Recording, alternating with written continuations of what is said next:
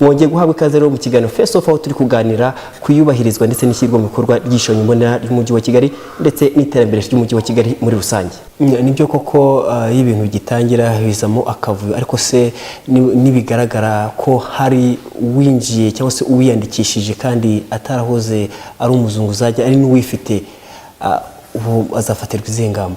Oya barimo baravamo nuko mwirukana nta kindi, ntabwo twamufunga, ntaki ibigaragaye tumukuramo tukamusimbuza n'undi, kandi mu minsi iri imbere rero hari n'ibyangombwa tuzabaha bivuga yuko iyi nimero baguhaye aho ucururiza urinde witwa nde, noneho tukagenda tureba koko ko ari wowe uhacururiza. Ubundi abakora ibarura cyangwa se abandika ababahoze ari abazungu zagenda ibanuki ni inzego zitandukanye zifatanye, utangira hasi kuri rwego rw'akagari kuzamuka ku murenge, inzego z'umutekano, ni team, n'abantu benshi twashize hamwe kugira ngo bagende bakurikirana icyo gikorwa, ntabwo ari umuntu umwe wabikora. Visi Meya, inzego zibanze zakunze kuvugwaho kurya ruswa, tube nk'urugero nko mu midugudu niba ari nabo bandika, ntabwo bishobora kuba nta mpungenge mufite z'uko abo bari kwinjiramo kandi ayo masoko atabagenewe harimo icyo kibazo cya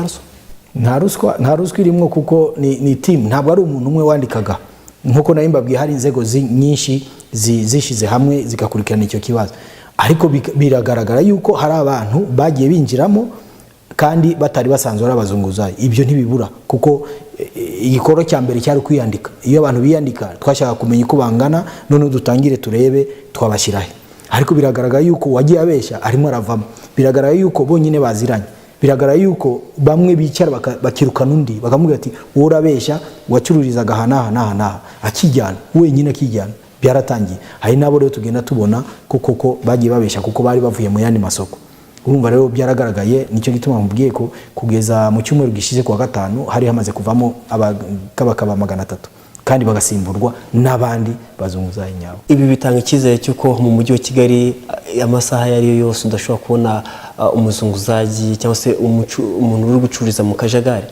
Ni mu minsi iri imbere turibaza yuko bizarangira kuko haracyari abandi tutarabonera aho dushyira neza, haracyari ahandi hakubakwa, ariko turibaza yuko mu minsi iri imbere, minsi mike iri imbere, tuzaba bose twamaze kubereka aho bacururiza. No kuvuga ko uzasigara mu muhanda ni kwa kundi nuko badashaka kujya muri iyo soko. Icyo gihe hafatwa izindi ngamba, ariko turashaka tubanze bose tubereke aho bacururiza kandi heza kuko abantu bazajya babagana noneho bakaba bagurisha ibyo bafite.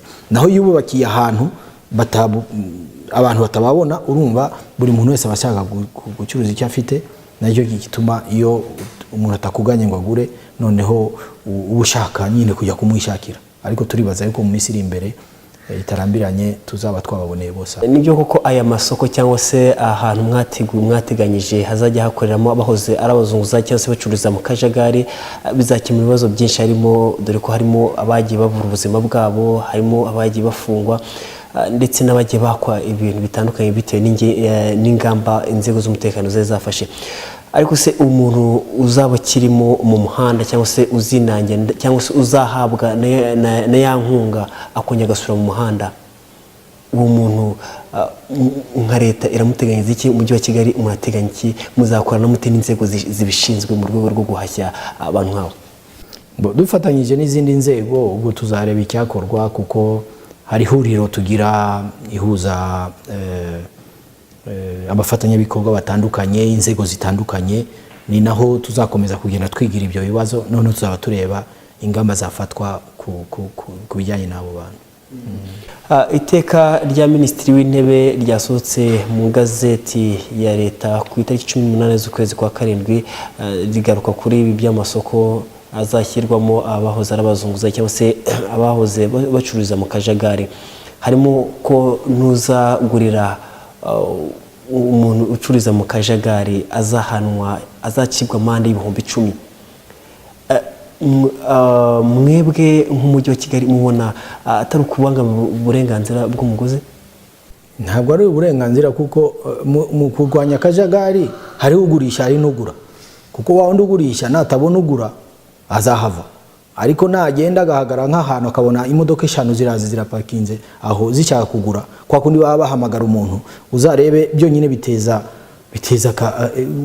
akavuyo umugani w'ibyo bakoresha kuko hari abazunguzayi tuvugiye nka 5 baraho ku muhanda none haje imodoka 5 imodoka 5 zihagaze mu muhanda zitemerewe guhara mu muhanda niko bafata kenda niko bakareba niko bakagusubiza niko baho kandi niko ufata ikirato urumva byose nakajagari no kuvuga ngo nahagarara abafite ikirato nta wundi uhagarara byo nyine bizadufasha kuko nta modoka zibuze izindi kugenda neza uhuye n'amategeko y'umuhanda ariko nanone wabuza aho ugurishiriza wagiye hahandi ku isoko bizagufasha ni nacyo gituma dukangurira abantu yuko bajya bagana ayo masoko kuko amasoko azaba ari ahantu henshi cyane kandi hasa neza hagaragara ushobora kugenda ugashyiraho imodoka yawe aho ukinjira ukagura ibyo ugura nk'ubu mugiye Nyabugogo murasanga abantu basigaye baza gapakinga akinjiramo akagura utuntu twe duto akinjira akagenda ibyo rero nibyo dushaka ni nayo mpamvu rero iryo tegeko rihari kugira ngo n'abahagarara mu mihanda